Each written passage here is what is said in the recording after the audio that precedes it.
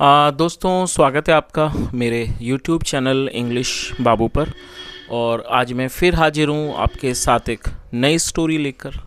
और दोस्तों, आज जो इस स्टोरी मैं आपके लिए लेकर आया हूँ बहुत ही प्यारी और बहुत ही इमोशनल कर देने वाली कहानी है।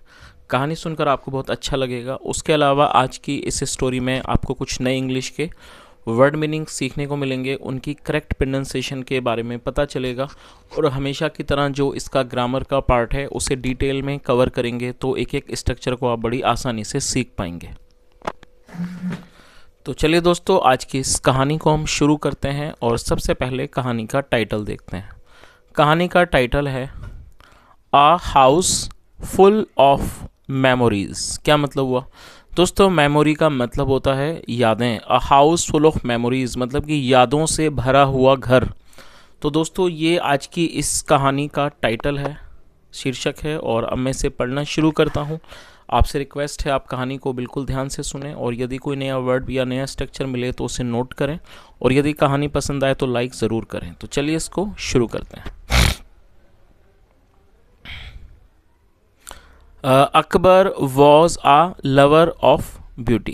क्या मतलब हुआ दोस्तों? ये जो वाक्य है ये एक सिंपल पास्ट का वाक्य है। सिंपल पास्ट का मतलब होता है जब हम पास्ट में कोई ऐसा वाक्य बनाते हैं जहाँ पर वॉज या वर्ब का प्रयोग हेल्पिंग वर्ब के रूप में किया जाता है, साथ में नाउन या एडजेक्टिव को लेकर वाक्य बनाया जाता है। और इस तरह के वाक्यों में कभी भी वर्ब का प्रयोग नहीं किया जाता है, तो इन्हें नो एक्शन सेंटेंस भी कहा जाता है। तो यहाँ पर वॉज का प्रयोग हेल्पिंग वर्ब के रूप में किया गया है। Akbar was a lover of beauty. Beauty का मतलब होता है सुंदरता। अकबर सुंदरता के प्रेमी थे। सुंदरता के प्रेमी थे। Art and architecture flourished during his time. क्या मतलब हुआ दोस्तों? ये जो वाक्य है ये पास्ट इंडेफिनिट का अफर्मेटिव वाक्य है, जहां पर वर्ब की सेकंड फॉर्म का प्रयोग किया जाता है। आर्ट एंड आर्किटेक्चर मतलब कि कला और वास्तुकला ने, फ्लोरिश का मतलब तरक्की करना, उन्नति करना, उन्नति की ड्यूरिंग इस टाइम उनके काल के दौरान, उनके समय के दौरान कला और वास्तुकला ने उन्नति की, तरक्की की। He often made plans about building large mansions. और दोस्तों, ये भी पास्ट का अफर्मेटिव वाक्य है जहाँ सेकंड फॉर्म लगाई गई है। ही ऑफन मेड प्लान्स मतलब वह प्राय कह सकते हैं अक्सर योजनाएं बनाते थे। अबाउट बिल्डिंग बनाने के बारे में, लार्ज मैंशंस बड़े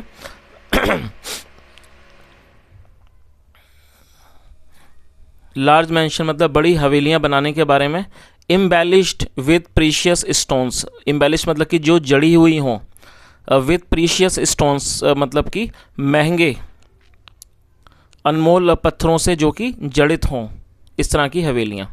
वन डे एक दिन, he saw a space near the Yamuna. और ये हमारा पास्ट इंडेफिनिट का ही अफर्मेटिव वाक्य है, जहाँ वर्ब की सेकंड फॉर्म का यूज़ किया जाता है। सी मतलब देखना, सेकंड फॉर्म सो।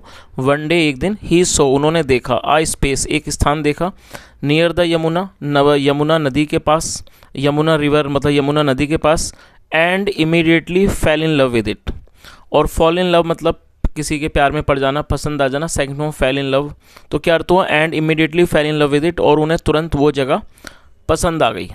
आगे देखिए।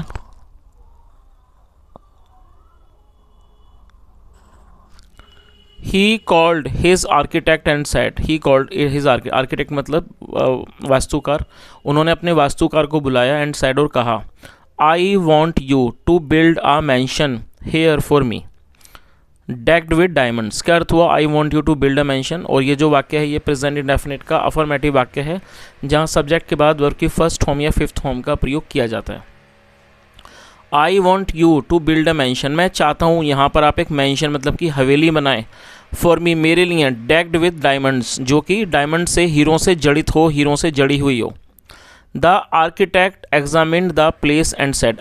एग्जामिन का मतलब जांच करना, देखना।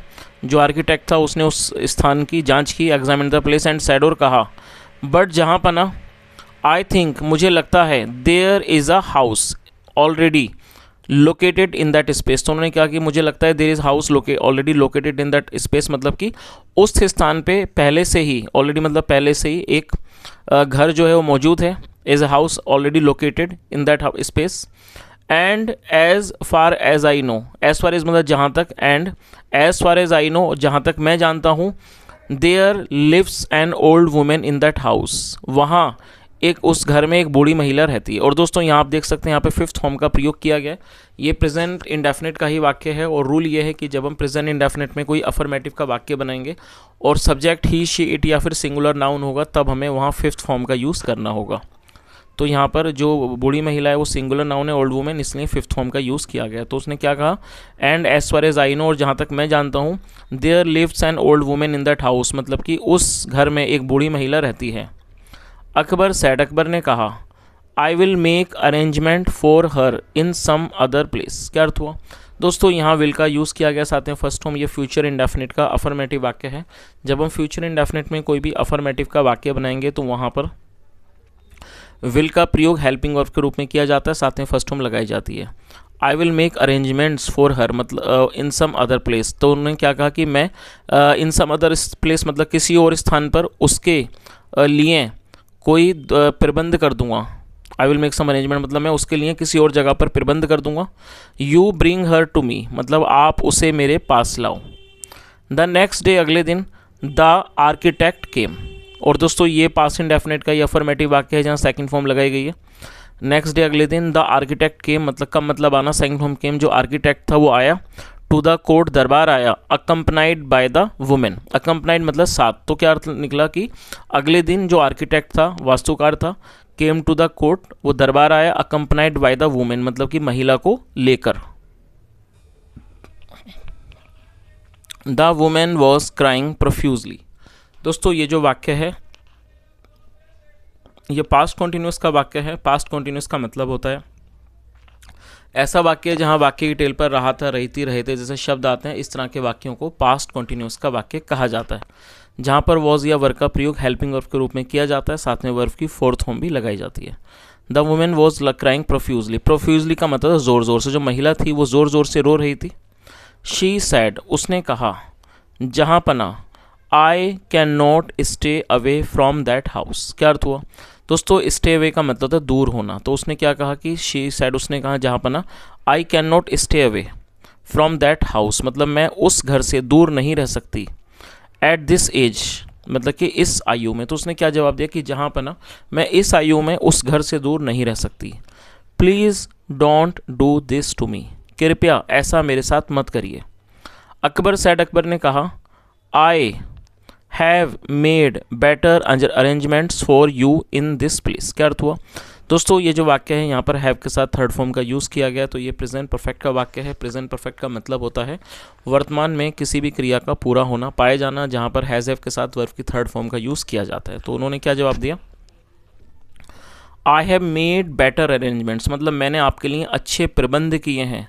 फॉर यू, आपके लिए, in this space, in this palace, इस महल में। तो उन्होंने कहा कि मैंने आपके लिए इस महल में अच्छे प्रबंध किए हैं। You must consider yourself lucky to be allowed to stay here. और दोस्तों कंसिडर का मतलब होता है मानना। You must consider yourself lucky, मतलब कि आपको अवश्य ही अपने आप को भाग्यशाली मानना चाहिए। टू बी अलाउड कि आपको अनुमति दी गई है। टू स्टे हेयर, आपको यहाँ रहने की अनुमति दी गई है, इसलिए आपको अपने आप को भाग्यशाली मानना चाहिए। इन द प्लेस, क्योंकि आपको पैलेस में, महल में रुकने की आज्ञा दी गई है। Akbar's lecture did not help, जो ये अकबर, और दोस्तों यहाँ अकबर के बाद एपिस्ट्रोफी एस है, जिसका अर्थ होता है काकी के। जब हम किसी नाम या व्यक्ति के साथ कुछ जोड़ेंगे तो एपिस्ट्रोफी एस का वहाँ पर यूज़ किया जाता है। तो क्या अर्थ हुआ, Akbar's lecture did not help, मतलब जो अकबर का भाषण था उसने कोई काम नहीं किया।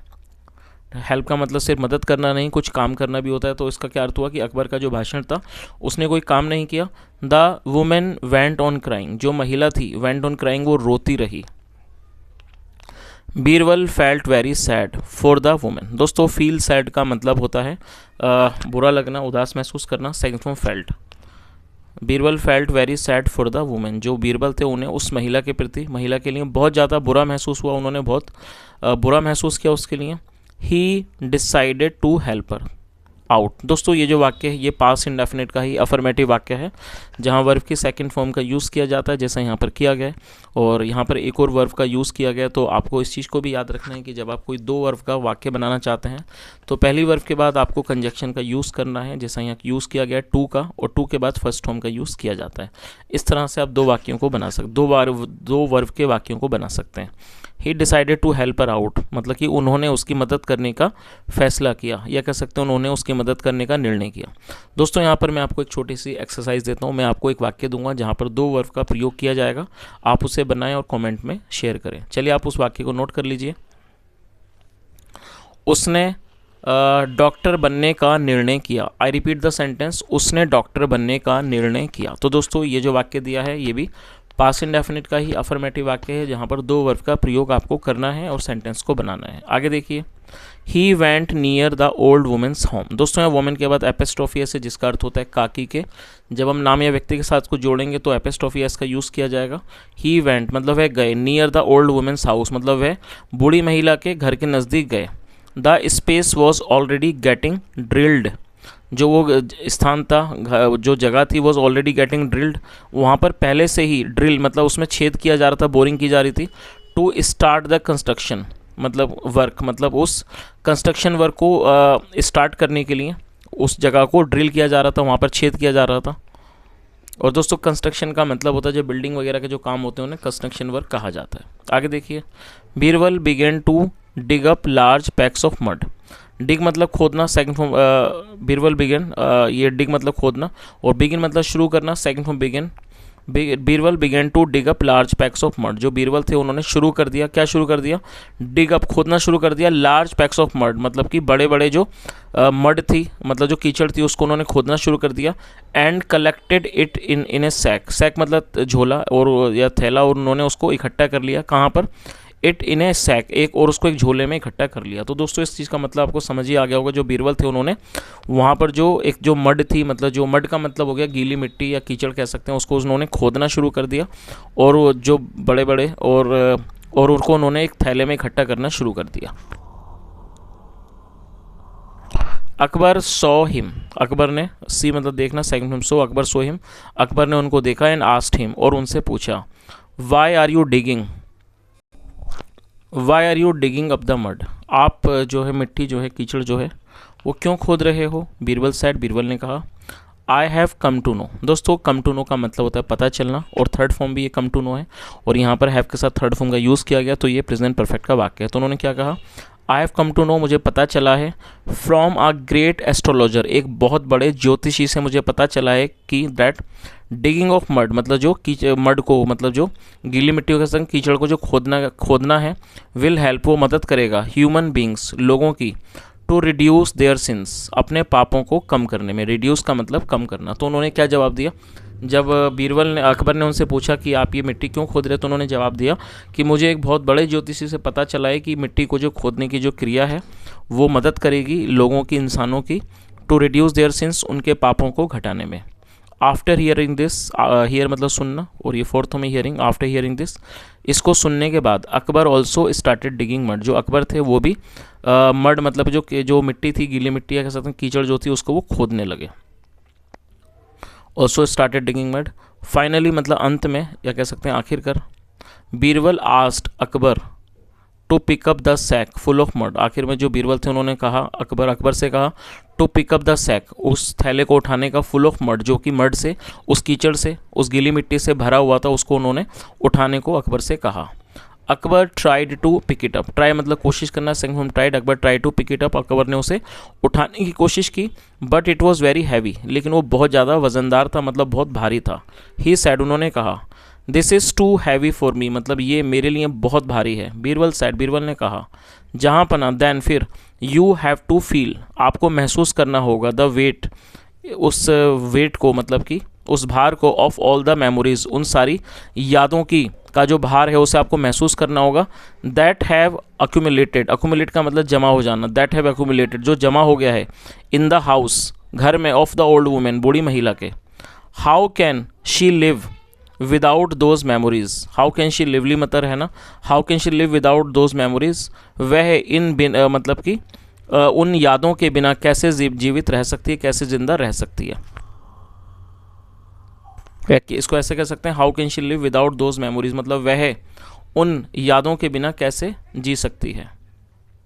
This house is it self a memory for her, और ये जो घर है वो अपने आप में, इट सेल्फ मतलब अपने आप में, उसके लिए एक याद है, मेमोरी है, Akbar realised his fault, realise मतलब महसूस होना, सेकंड फॉर्म रियलाइज, और फॉल्ट मतलब गलती। Akbar realised his fault, Akbar को अपनी गलती का एहसास हुआ। ही ऑर्डर्ड हिज मैन, उन्होंने अपने आदमियों को आदेश दिया, ऑर्डर मतलब आदेश देना, second form ordered. He ordered his man, उन्होंने अपने आदमियों को आदेश दिया। टू रिट्रीट, रिट्रीट मतलब पीछे हटना, पीछे हटने का आदेश दिया। फ्रॉम दैट प्लेस, उस स्थान से। And asked the old women, और बूढ़ी महिला से कहा, to return to her home, कि वो अपने घर लौट आए, विदाउट एनी फियर, बिना किसी डर के। तो दोस्तों ये आज की एक छोटी सी कहानी थी और यहाँ मैंने कोशिश की आपको हर वर्ड की मीनिंग समझाने की। यदि आपको कहानी अच्छी लगी हो, मेरा पढ़ाने का प्रयास आपको पसंद आया हो, तो आपसे रिक्वेस्ट है वीडियो को लाइक करें, शेयर करें, चैनल को ज़रूर सब्सक्राइब करें, और यदि कोई सुझाव हो तो कमेंट में बताएं। सुनने के लिए thank you so much. Have a nice day and bye.